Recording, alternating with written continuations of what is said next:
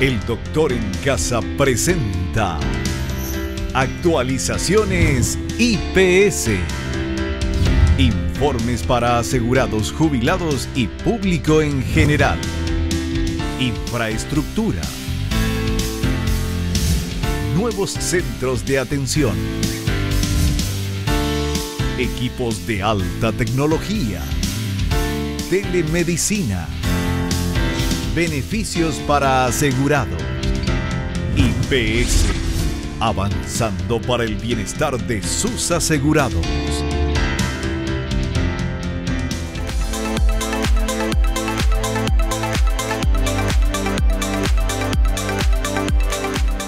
Hola, hola, hola, ¿cómo están todos? Muy, pero muy bienvenidos. Esto es El Doctor en Casa. Hoy vamos a hablar de algo tan importante como es el trasplante de órganos, la diferencia entre la vida y la muerte. Y nosotros tenemos esa posibilidad acá en nuestro país, gracias a Dios y a toda la gente, a todos los profesionales y a la gente que invierte en esto y que estudia y que se capacita y poder tener todos los recursos para el trasplante de órganos. El tema del programa Trasplante de Órganos y Tejidos en el IPS, servicio de primer nivel para brindar una nueva vida. Y está con nosotros como invitado quien nos va a hablar de esto, el doctor Felipe Fernández Chamorro, jefe del Departamento de Trasplantes del Hospital Central del IPS, que ya se encuentra acá conmigo. ¿Cómo estás, doctor? Bienvenido al programa. Muchas gracias por la invitación. Bueno, un gusto tenerte acá y contanos, por favor, sabemos que el lugar donde vos trabajás, que es IPS, es uno de los centros, de los lugares mejores para trasplantes y en algunos casos el único para cierto tipo de trasplantes. Sí, el Instituto de Previsión Social actualmente es el centro que más trasplantes realiza en el Paraguay, entre todos los centros habilitados por el Instituto Nacional de Ablación y Trasplante, el INAT. Hay diferentes tipos de trasplantes que se realizan allí, como los de riñón, córnea o de médula. Un tipo especial de trasplante de médula, que es el trasplante halogénico, que es el trasplante que se hace entre personas diferentes, por ejemplo, un hermano a otro hermano o un hijo a su madre, solo pueden ser realizados en el Instituto de Previsión Social en nuestro país, porque es el único centro habilitado y con las características necesarias para poder realizar este tipo de trasplante. Y tengo entendido que por un convenio con el Ministerio de Salud, no solamente los asegurados de IPS pueden acceder en el caso de tener necesidad de trasplante, ¿verdad? Trasplantes de médula sí, se pueden realizar no asegurados del Instituto de Previsión Social. Porque es el único lugar, ¿verdad?, del Paraguay. Porque justamente el único lugar donde se pueden hacer este tipo de trasplantes complejos es el Instituto de Previsión Social. Si no se realizan este tipo de trasplantes, estas personas van a morir o tienen que salir al extranjero a realizarse este tipo de trasplantes. Por eso le he preguntado, o sea, este tipo de trasplante de médula ósea, solamente en IPS, en nuestro país solamente en IPS se realiza, y si alguna persona necesita y no es asegurado el IPS por el convenio que tienen con el Ministerio de Salud, o sea, el Ministerio de Salud con IPS, se realiza en IPS el trasplante, porque obviamente es la vida de la persona que está en riesgo. Bueno, esto es nada más que así un botoncito de muestra de lo que vamos a hablar en el programa de hoy. Vamos a hacer un pequeño corte y volvemos ya.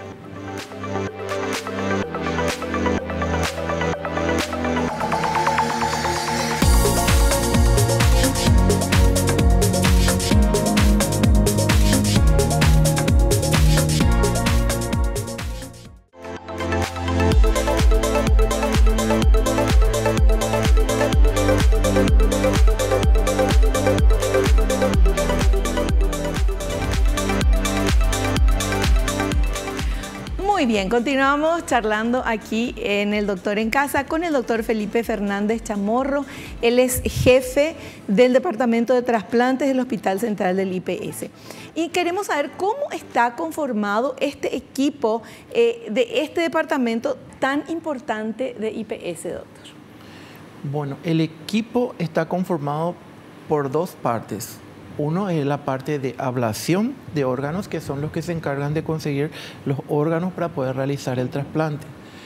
hay diferentes tipos de profesionales, cirujanos, anestesiólogos, médicos clínicos, licenciados en ese grupo. Y está el equipo también encargado de manejar al paciente que va a recibir el órgano antes del trasplante, en la cirugía y después del trasplante. Son diferentes profesionales de diferentes especialidades. Entre ellos hay cardiocirujanos, cirujanos vasculares, urólogos, hay también nefrólogos. En el caso de hematología para trasplante de médula, hematólogos, especialistas en perfusión, infectólogos, psicólogos, psiquiatras. Me voy a olvidar seguro de algunos, pero no se enojen, pero son más de 30 especialistas que ven a un solo paciente para una cirugía, antes, durante y después. Eso quería que nos comentes, el antes, el durante y el después. ¿Cómo es? Una persona, bueno, su médico le dice, bueno, estás en esta situación, necesitas hacerte un trasplante, de lo que sea. Entonces va a IPS o ya el profesional de IPS le dice cuáles son los pasos a seguir, además de ponerse en la lista de esperar donación, ¿verdad?, de órganos. Voy a poner un ejemplo de un órgano especial para que es lo más práctico. Por ejemplo, un paciente que va a ir a un trasplante de riñón, un paciente que está en diálisis, normalmente lo ve un nefrólogo, le dice, bueno, vos sos un paciente candidato a trasplante, lo prepara, lo ven diferentes especialistas antes. Una vez que se confirma que el paciente es apto para recibir un trasplante, allí puede ser ingresado a la lista. Esa lista se traslada al INAT, que es el que maneja la lista de todos los pacientes del país, y si aparece un donante compatible, se procede al trasplante de órganos y tejidos. ¿Compatible qué significa? Que tenga el mismo tipo de sangre, que tenga un peso similar, un tamaño similar, y un sistema de compatibilidad que se llama HLA, que es el Sistema Mayor de Compatibilidad, también similar. ¿Para qué? Para evitar los rechazos posteriores de órganos y tejidos. Claro, y por eso que es tan delicado, porque el paciente, no es como otra operación que uno va, ven si estás bien preparado, te operan, después te vas a tu casa, el postoperatorio es un tiempo y después seguís tranquilo y feliz. En este caso, siguen tranquilos y felices, pero con todos los profesionales que están atendiéndoles, porque tienen que ver que no haya rechazo, una cantidad de medicamentos que de por vida tienen que tomar, doctor, ¿verdad? Sí, hay una cantidad de medicamentos que tienen que tomar de por vida este tipo de pacientes para evitar el rechazo de órganos y tejidos. Perfecto. Bueno, y el que se va a operar y le van a trasplantar un riñón, por ejemplo, se pone en la lista de espera. Aparece el donante, hacen los estudios, los análisis, son compatibles. Antes de la operación, ¿qué paso sigue ese paciente? ¿Con qué médico se ve? ¿Qué es lo que se le cuida o se les ve cómo está? Bueno, en el día de la operación, el paciente llega al hospital, se le hacen los estudios de rutina, los análisis de sangre, se ve si el paciente está en perfecto estado de salud, porque él es un paciente que está en seguimiento continuo. Pero en ese momento, por ejemplo, en esta época de COVID o dengue, sale positivo COVID o dengue, se suspende, que ya llegó a pasar. O se ingresó el paciente, era compatible con los estudios, porque hay un estudio que se llama PRA, que es para ver la compatibilidad, era compatible previamente, se hacen nuevamente los estudios y es incompatible. No, así pasa, ¿puede pasar? Puede llegar a pasar, es muy raro, pero llegó a pasar. El tema es que nosotros no llamamos un solo receptor para un trasplante de un órgano, llamamos a dos, y el que es más compatible, ese es el que ingresa a trasplante. Se le avisa al paciente que vienen y el que es más compatible va a entrar a trasplante. Ellos, por suerte, como ya son pacientes, saben qué es el procedimiento. Qué es el procedimiento y no hacen problemas o no tienen inconvenientes y están muy bien instruidos en ese sentido. Claro, porque le explican bien. Pero, por ejemplo, el paciente llega, es compatible, está todo bien, pero justo el cambio de tiempo se resfrió, por ejemplo, o está con la nariz medio tapada. ¿Qué pasa ahí? Si está resfriado, se suspende el trasplante. Que, bueno, esos son imprevistos. Claro, pero por eso tienen ya un suplente, por decirlo. Sí, por eso no se llama solo a uno, se llama a dos probables receptores. Ya. Bueno, se opera. ponen el nuevo órgano. Sí. ¿Cuánto tiempo se queda este paciente de riñón, estamos hablando? ¿Cuánto tiempo se queda en IPS, en el sanatorio? ¿Y qué le hacen ahí? En el hospital tiene un seguimiento de entre 5 a 7 días. Se controla si el paciente, lo primero, como es el riñón, se orina. Claro. Si el paciente orina, ve si hay algún signo de rechazo de órganos, que son signos y síntomas específicos que tienen en un listado los médicos del plantel.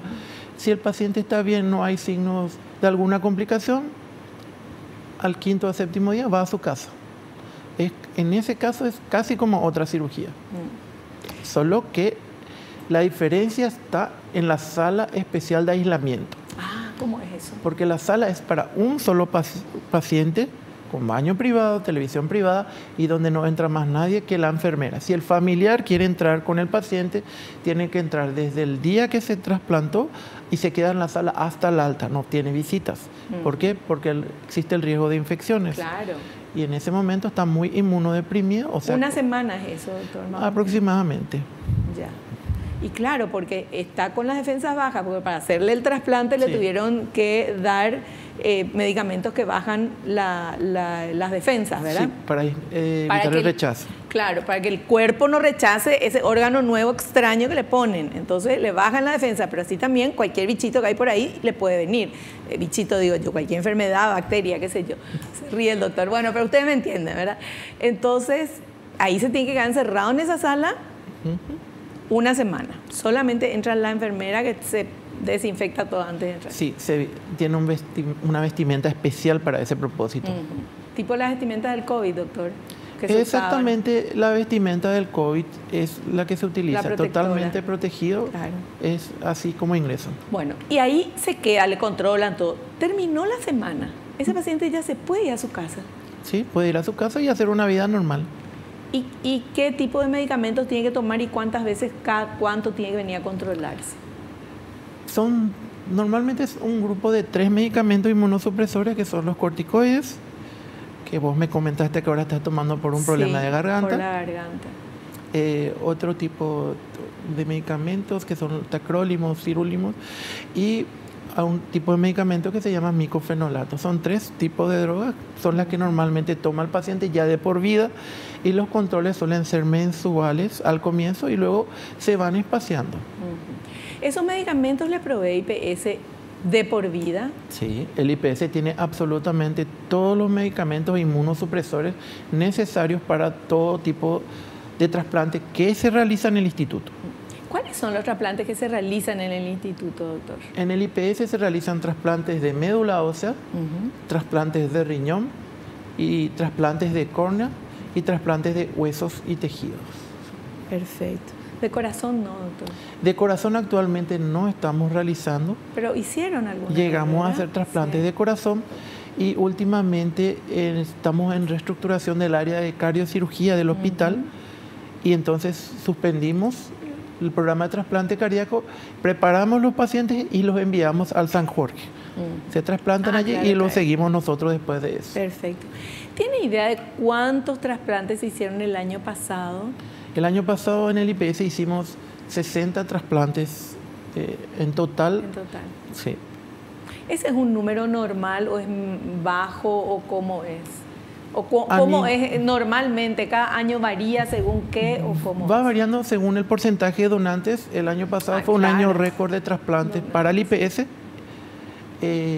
Tuvimos una muy buena receptividad después de que bajó un poquitito la epidemia de COVID. Y ahí empezamos a repuntar y tuvimos bastantes donantes, gracias a Dios. Claro, yo me olvidaba cuando le preguntaba eso, que la clave para todo esto es la donación. Es la donación de órganos, es importantísimo. Sí. Es la donación de órganos y, como usted decía, hay un grupo de médicos, de profesionales que son los que se encargan de ir a hablar con los familiares de la persona que falleció y que quiso donar sus órganos, que es donante, que comentó con la familia, porque todos somos donantes por ley, pero tenemos que contarle a nuestra familia eso, porque en un momento de mucho dolor, como es perder a un familiar, que venga alguien y diga, vengo acá con mi maletita y voy a llevar un órgano. No es así, no vayan a creer que es así, porque eso sería muy chocante, ¿verdad? Vos le estás llorando a tu ser querido y por más que sabes que puede salvar vida, pero en ese momento lo que te importa es tu dolor. ¿Cómo se hace eso, doctor? Ese grupo de profesionales que van, ¿cómo actúan? Bueno, el grupo de profesionales en el Instituto de Previsión Social está formado por médicos y psicólogos que hablan con el familiar del paciente y lo van encaminando y explicando a cuántas personas puede salvar su familiar donando órganos y tejidos, que pueden ser más de 10 personas porque pueden dar riñón, hígado, corazón, córnea, huesos, tejidos, y allí va salvando a muchas vidas si acepta la donación. Perfecto. Qué importante es esto y estamos hablando acá en el programa y como siempre que hablamos de este tipo de cosas, yo te animo a que vos, si tenés ganas de ser donante, que ojalá así sea, porque cuando nos morimos ya no nos sirve de nada este cuerpito, ningún órgano ni nada, ¿verdad? En vez de que le coman los gusanos, bueno, que sea de servicio para otra persona, poder cambiar la vida de otra persona. Entonces, en este momento, te pido que si vos estás convencido, convencida, hable con tu familia. Uno nunca sabe. Nosotros creemos que tenemos la vida comprada, que vamos a vivir. Yo por lo menos creo que voy a vivir hasta los 110 años, ¿verdad? Pero a lo mejor salgo acá, pum, y me pasa algo. Bueno, yo soy donante, me pueden sacar todos los órganos que sirvan. Eso es lo que yo quiero que vos hables con tus familiares, con tus amigos, con tu entorno. En un momento que uno no está ni enfermo ni nada, y entonces hablas de eso y eso queda en la familia. ¿Para qué? Llegado el momento, porque no todo el mundo tampoco puede donar órganos, ¿verdad? Porque dependiendo de una persona que tuvo cáncer no puede donar, o sea, la persona que murió de cáncer no puede donar órganos. Pero hay que hablar con la familia para que la familia sepa que esa es tu voluntad. Y qué lindo es poder cumplir la voluntad de un ser querido que ya no está. Y que esa voluntad sea un acto de amor tan inmenso que traspasa la muerte. Y eso se consigue siendo donantes de órganos y eso se consigue cuando los familiares de esa persona que falleció se dan cuenta de la importancia y del bien que pueden hacer. Bueno, vamos a seguir hablando de todo lo que pasa con el tema del trasplante de órganos a la vuelta del corte.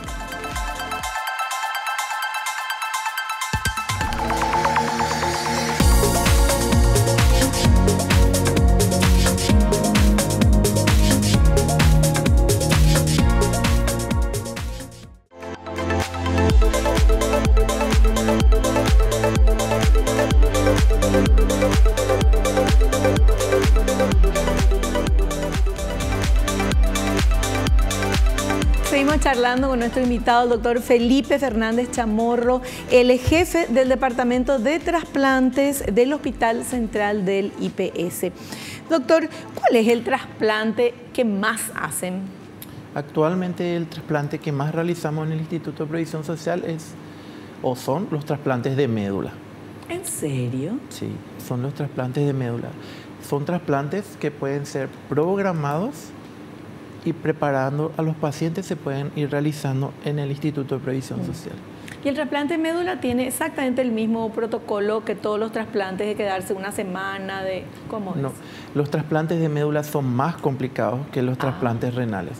Los trasplantes de médula al paciente se lo deja con cero defensa por mucho más tiempo.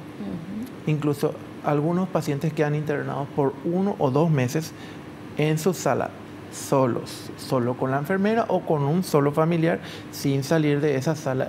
Es más, nosotros tenemos una sala especial que, como en las películas, es una sala en burbuja, con una burbuja, con una ventilación a presión positiva, donde no entran gérmenes, donde solo el paciente puede manejarse, no entran los médicos, no entra la enfermera, salvo casos especiales en los que se equipan prácticamente como un astronauta para entrar a ver al paciente en especial. Y ese lugar tipo burbuja, o sea, como en las películas, como dice, burbujas luego, el paciente pues se tiene que quedar 2 meses y tiene que tener una vida básicamente normal dentro de esa burbuja, ¿verdad?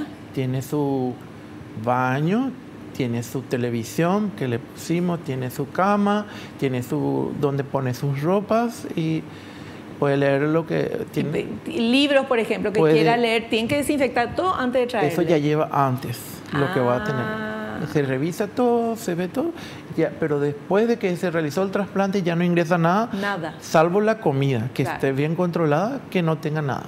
¿Y ese lugar así, burbuja, qué cantidad tienen? ¿Para cuántos pacientes a la vez? Ese es para un solo paciente.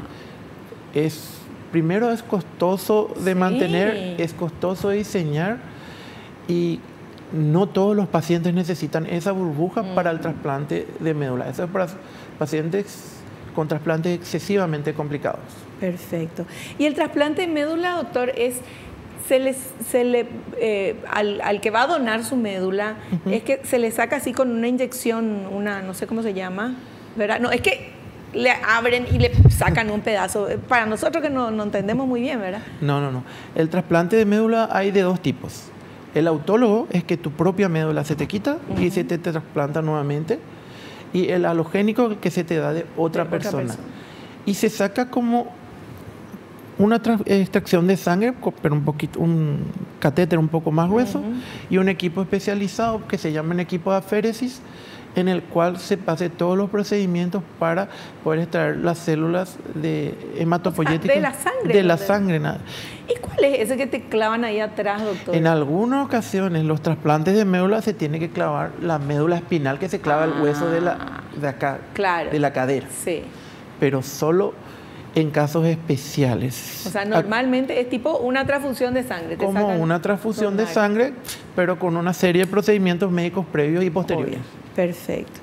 Bueno, ¿y cómo manejaron el tema de los trasplantes durante la pandemia? Porque eso sí que fue peor todavía. Sí. Durante la pandemia nosotros seguimos realizando trasplantes de médula, también trasplantes de córnea. Paramos al comienzo de la pandemia los trasplantes renales porque no teníamos conocimiento de cómo se manejaban.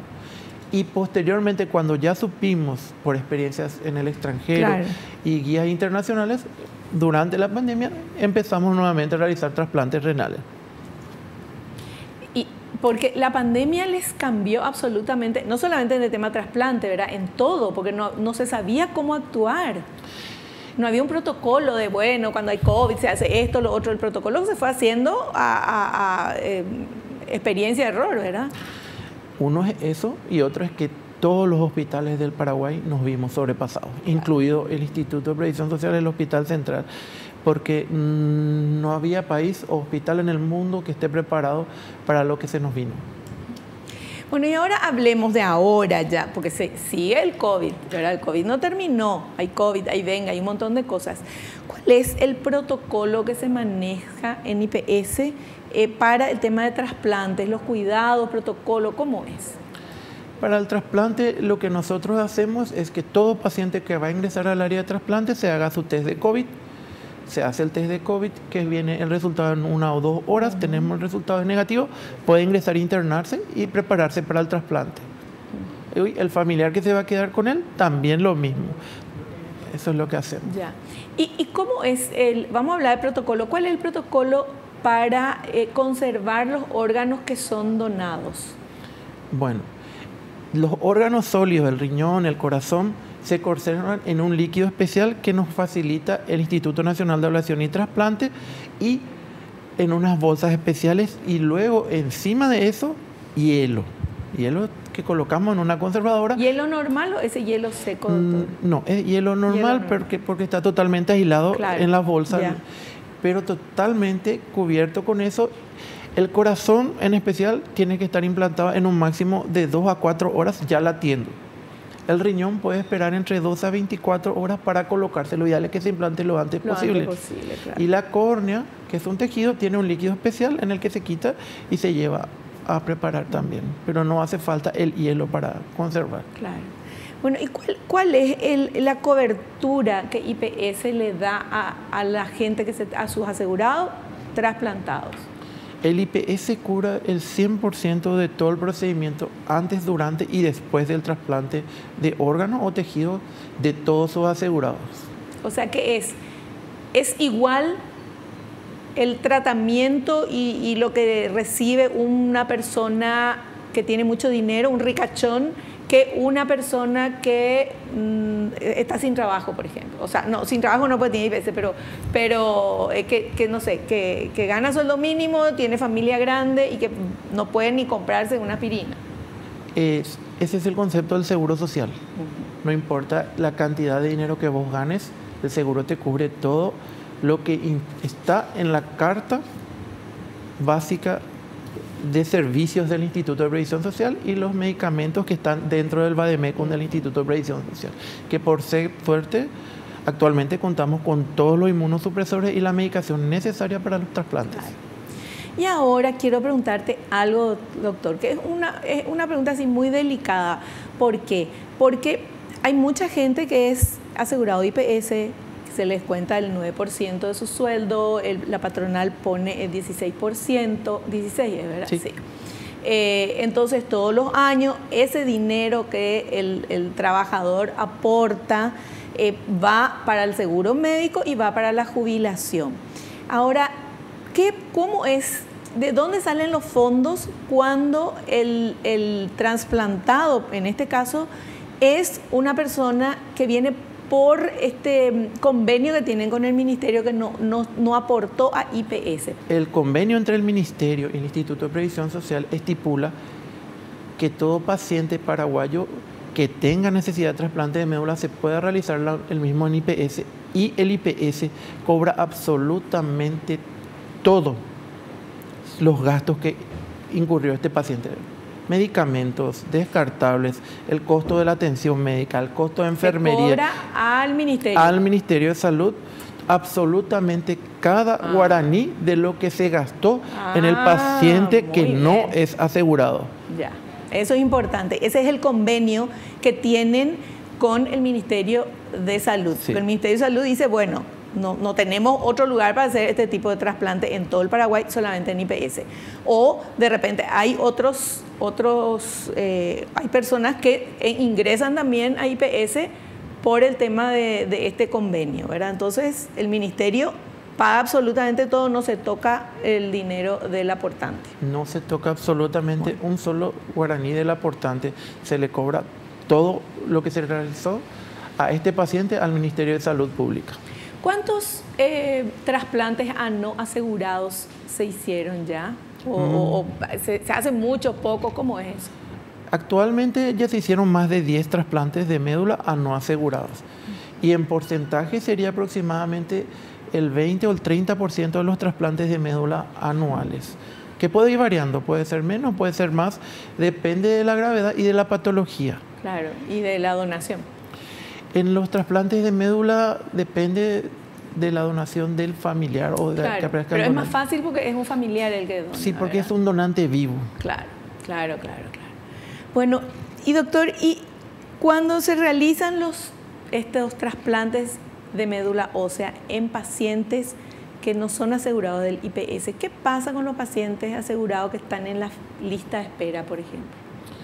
Ellos permanecen en su lugar en la lista, no se toca su lugar en la lista, y el paciente no asegurado entra en el lugar de la lista que le corresponde según gravedad de la enfermedad, según el tiempo, porque también influye el tiempo, claro, y las indicaciones médicas de un especialista en hematología, que es el que decide, estos pacientes son más graves, si él no se trasplanta ahora, no va a tener más de 3 meses de vida, va un poco más arriba en la lista. Este paciente se puede trasplantar en 6 meses, se tiene que trasplantar en el transcurso de este mes. Según la gravedad de la patología es que ellos determinan cuál es el que se tiene que trasplantar. Y también cuándo están preparados, porque ellos lo tienen que preparar de una manera especial. Perfecto. Bueno, vamos a hacer otro cortecito, doctor. Le dejo que tome su agüita. Nosotros volvemos enseguida. Tengo muchas preguntas todavía.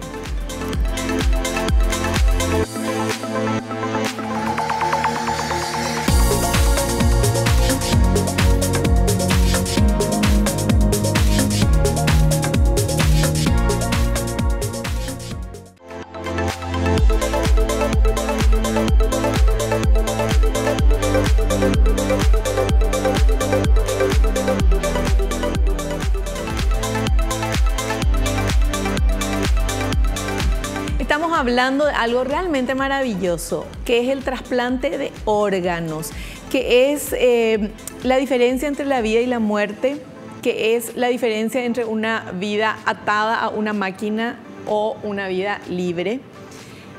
Y esa diferencia la podemos hacer todos, podemos ayudar siendo donantes voluntarios, hablando de eso con nuestras familias para el día que ya no estemos, ¿verdad? Entonces, de que sirva para algo también, en nuestro cuerpito, nuestros órganos y el amor. Uno puede morirse, fallecer, desaparecer de la faz de la tierra, pero con la donación de órganos permanece siempre con ese gesto de amor tan lindo. Y es lindo y es bueno hablarlo, poner este tema. Ustedes son donantes, ustedes quieren, o sea, todos somos donantes por la ley Anita, pero nadie te obliga, ni le obliga a nadie, ni nadie se vaya a sacarle un órgano a una persona fallecida sin la autorización y el permiso otra vez de la gente que rodea a esa persona que ya no está. Bueno, y de eso queremos hablar ahora, de la ley Anita, doctor. ¿Cómo cambió, cómo influyó esta ley Anita en los programas de recepción de órganos? Bueno, la ley Anita dice que todo paraguayo mayor a 18 años es donante hasta demostrar lo contrario. Lo bueno de esto es que la gente tomó más conciencia que donar órganos es algo bueno después de las propagandas, de todas las campañas publicitarias que se hicieron para que esta ley salga a flote. Y tras esta ley hubo un boom de la donación de órganos y tejidos, y creo que un promedio se está manteniendo. Por momentos recae, por momentos aumenta, pero la gente ya es más consciente. Acá ustedes, la gente del periodismo, nos ayuda muchísimo fomentando los programas de donación. Gracias a eso nosotros tenemos la posibilidad de salvar vidas y hacer que las personas vivan más tiempo y mejor. Claro, porque la cuestión es la información, sí. Porque uno puede sacar conclusiones erradas y que piensa que está en lo correcto porque no tiene la información necesaria, no tiene la información correcta.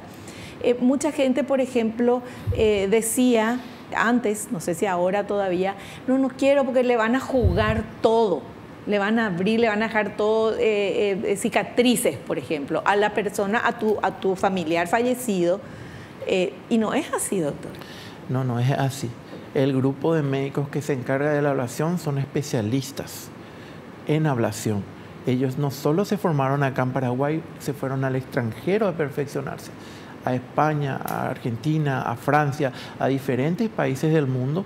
¿Para qué? Para poder extraer el órgano de forma adecuada y también algo que es muy importante, el ser al que están tocando es un ser humano. Claro. Hay que dejarle en el mejor estado posible para que su familiar lo vea y lo recuerde como era siempre. Así mismo. O sea, se respeta, se hace esto con mucho respeto al donante. Siempre hay que respetar porque él siempre fue una persona que acaba de fallecer, sí.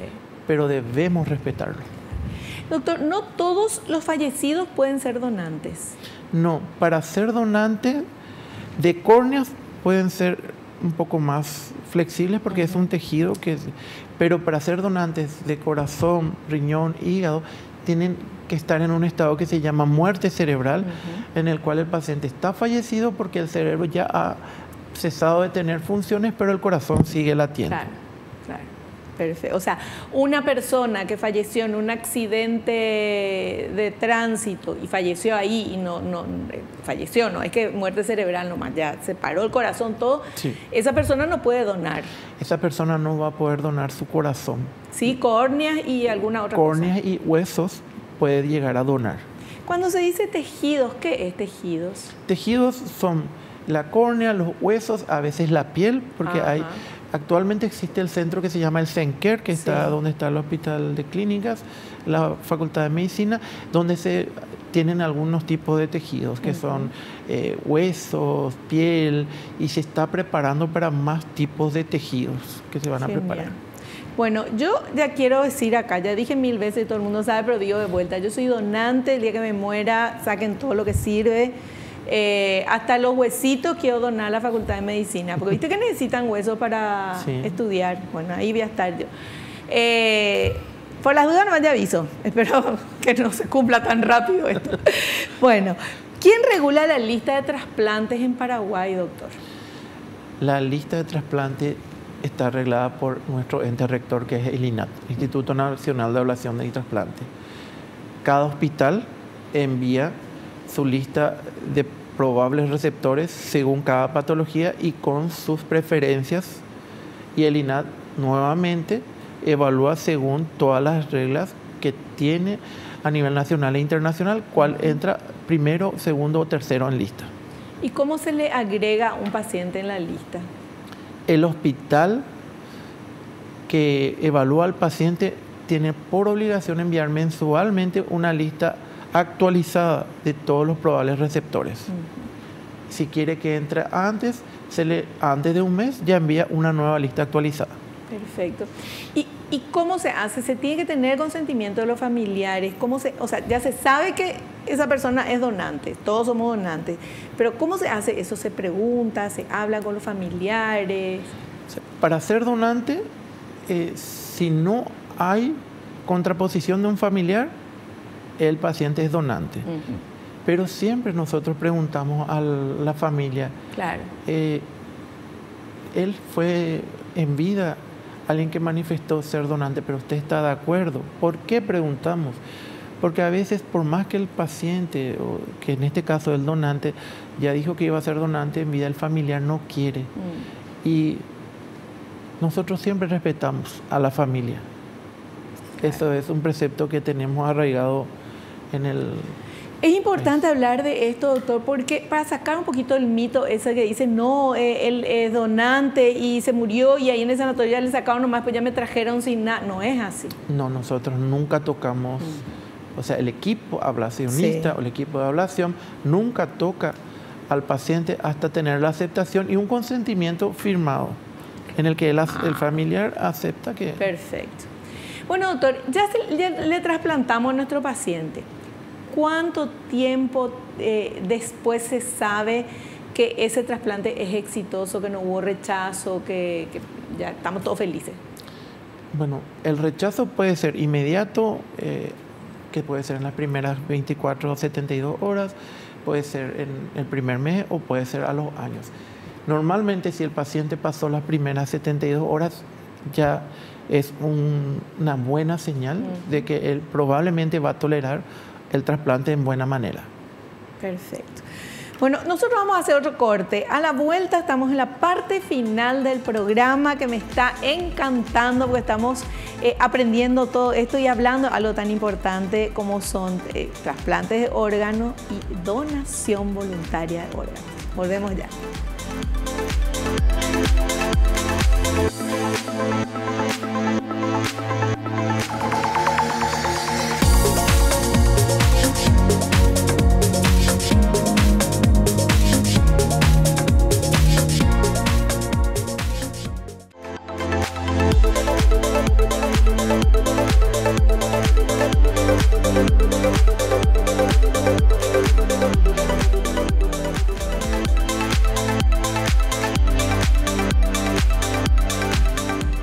Bueno, y ahora, parte final del programa, doctor, ¿cómo se hace el seguimiento de los pacientes trasplantados? Porque son muchos y se van después a su casa. ¿Y cómo se hace?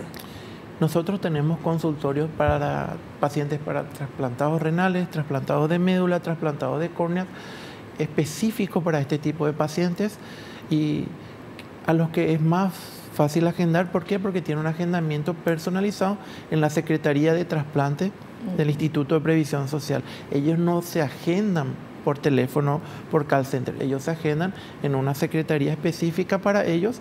¿Por qué? Porque ellos no se pueden mezclar con otro tipo de pacientes. La sala de espera también es aislada de otro tipo de pacientes porque son pacientes con las defensas más bajas. Y se los controla dependiendo del paciente o cada un mes o cada 2 o 3 meses, ya cuando está más estable. Después de la ley Anita, ¿hay necesidad de ir a anotarse a algún lugar para decir yo soy donante y tener como antes se hacía? A decir verdad, no es necesario, pero lo importante es que cada uno de nosotros informemos a nuestros familiares, yo soy donante. Cuando yo fallezca, por favor, permitan que mis órganos salven otras vidas. Ahí está. Bueno, y con esto que dijo el doctor resumió absolutamente todo lo que queríamos comentar, hablar en el día de hoy, en el programa de hoy. Un programa de mucha vida, un programa que habla de amor porque es la donación, habla de generosidad porque es la donación, habla de respeto porque es respetar la voluntad del ser querido que falleció, y habla de vida y de un resurgimiento para la persona que recibe este órgano y es trasplantada y puede seguir viviendo muy, pero muy bien. Y qué gusto saber que tenemos esto acá en nuestro país.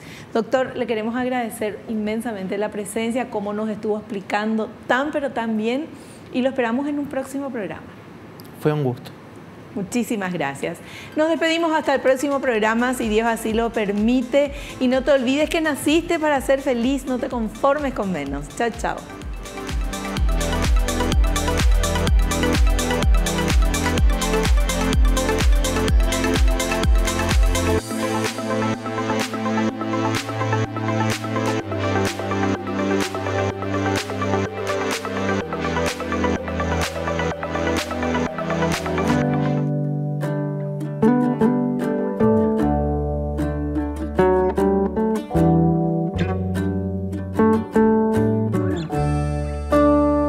Hola, yo soy Félix Denis, tengo 12 años, tengo un riñón nuevo. Yo soy Rosa Miriam Portillo Duarte, soy la mamá de Félix Denis. Yo soy Félix Adrián Denis, papá de Félix. Hace un mes tuvo un trasplante renal. Se trasplantó el 10 de julio y estamos muy contentos, primeramente con Dios y después con todos los doctores que le atendieron. Estaba mirando la tele, estaba mirando la misa ahí, después sonó mi celular y he visto que era la doctora de Felu. Nosotros le decimos Felu a Félix, y le atendí y ahí me dijo: mamá, te llamaba por lo siguiente, le conseguimos donante para Félix. Ahí sí que no me preguntes más. Todo tiene su costo, ¿verdad? Nosotros estamos muy lejos de la ciudad y a veces nos cuesta para llegar ahí. Nosotros hicimos un curso ahí y justo cuando él empezó su diálisis entró también ese de peritoneal. Después nosotros ya la hacemos acá en casa. Este es el lugar donde mi hijo antes se hacía su diálisis. Acá están todos los medicamentos, hasta aquí, y no era necesario de ir a traer nosotros. Ellos nos acercaban hasta acá todos los insumos que mi hijo necesitaba. 4 veces al día se hacía su diálisis y él se iba todos los meses a su control. Y el día a día de él, estar ahí en su pieza, a veces jugando con su celular, salir afuera, a distraerse un poco. Yo puedo jugar con mi hermano la pelota, salir afuera, compartir. Ahora me siento muy bien. Quiero agradecer a todas las personas que estuvieron con nosotros, también al plantel de nefrología, de diálisis peritoneal, a los doctores, al cirujano, con todo su equipo. Muchísimas gracias y que Dios también le bendiga y siempre a seguir trabajando y salvando vidas. Quiero agradecerle a la familia de la criatura que donó a mi hijo el riñón. Mi agradecimiento a ellos por darle una nueva vida a mi hijo. Va a hacer muchas cosas que no podía hacer antes como criatura. Que Dios le recompense con todo. Quiero agradecer a todos mis doctores que me apoyaron mucho, que me entendieron de IPS Central. Quiero a todos los niños que están esperando un riñón, que no pierda esperanza, que un día va a tener una oportunidad que yo tuve.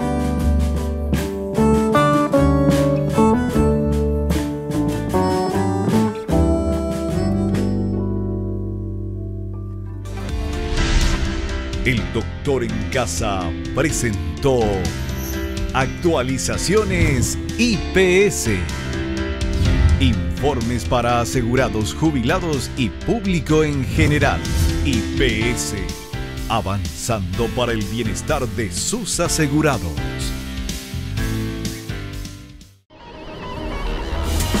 Fue una realización de Alicante.